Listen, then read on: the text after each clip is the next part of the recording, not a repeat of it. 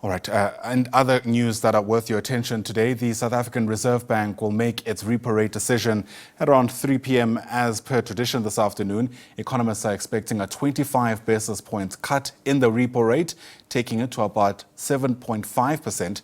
Interest rates, of course, play a pivotal role in the property market with anticipated decreases in the repo rate.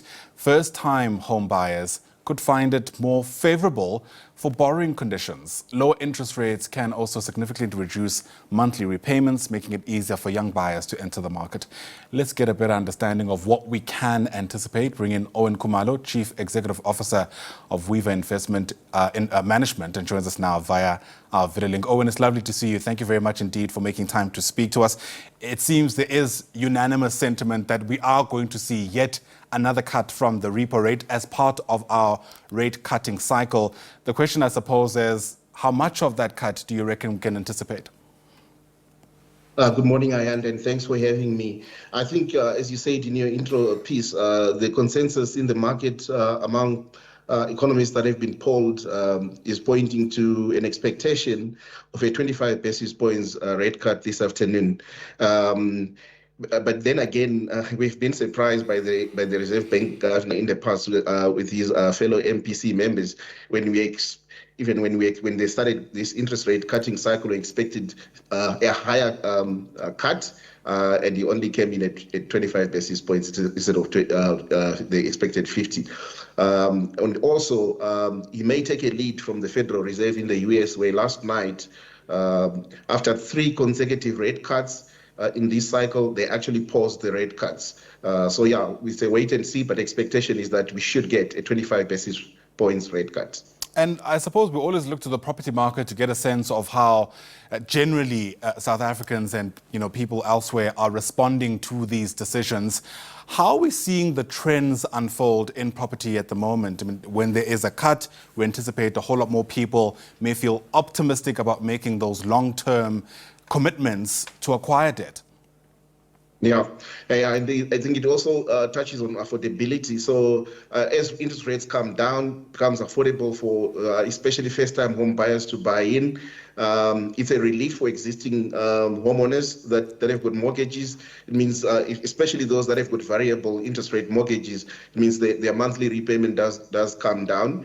But also for those that can actually afford, because we've been in a high interest rate environment for a while, those that can afford to still continue paying a high installment, they should do so, because what that does is cut short their term of the mortgage. So yeah, we're seeing some interest in the market. It's one of those situations where it's both a buyer's market and a seller's market. And what do I mean by that is that it's conducive. Interest rate cuts are conducive for first-time buyers that are entering the market. But those that are selling as well, they're getting higher offers from increased demand that's pushing property prices up. Yeah, the repo rate is certainly one of the many factors that inform where people buy or if they even buy at all. I wonder, Owen, if you have a sense of where demand typically is picking up in the country, especially because, I don't know, if I were to buy a house, for example, I'd consider whether the street lights are working, whether the potholes are fixed, and whether or not, frankly, I feel safe. That's true, and that's a very important consideration. I've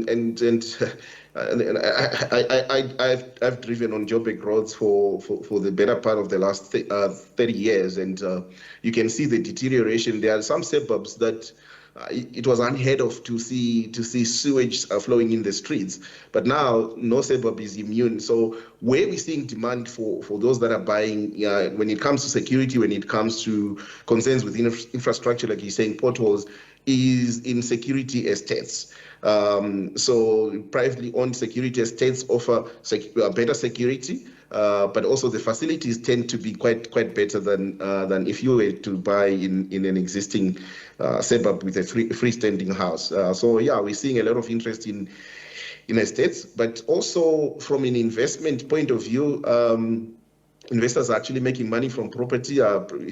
Listed property continues to be one of the stellar performers. In fact, the best performing asset class over the short term and the medium term, the last 6 months, returning 17.7% compared to the all-share index equities returning only just above 7%.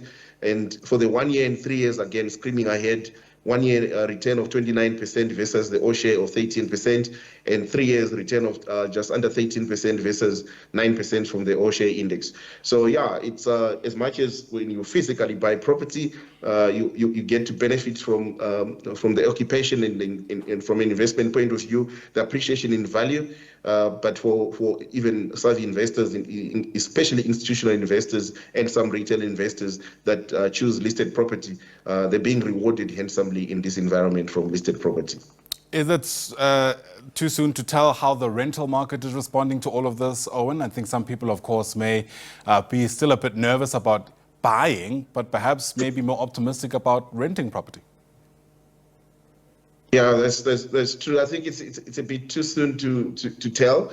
But I think there's a huge demand there from, especially when interest rates were still very much high. The option to rent was appealing to most property seekers. But as interest rates come down now, we'll have to wait and see whether that will put a dent in rental property interest. And the flip side is that we assume that people will buy more rather than rent. So yeah, we'll see how the trend goes as interest rates continue to get cut. Absolutely. All right. Hopefully that cut is guaranteed. We may be lucky. The Reserve Bank governor may be feeling, or the MPC rather, may be feeling a whole lot more optimistic than we think. Perhaps a 50 basis points. We can only pray. Owen Khumalo, thanks very much indeed for speaking to us. Appreciate the time. Owen is the Chief Executive Officer with River Investment Management. All right. That announcement, of course, anticipated at around 3 o'clock as soon as the Reserve Bank governor takes to the podium. Catch it first here on the SABC News Channel.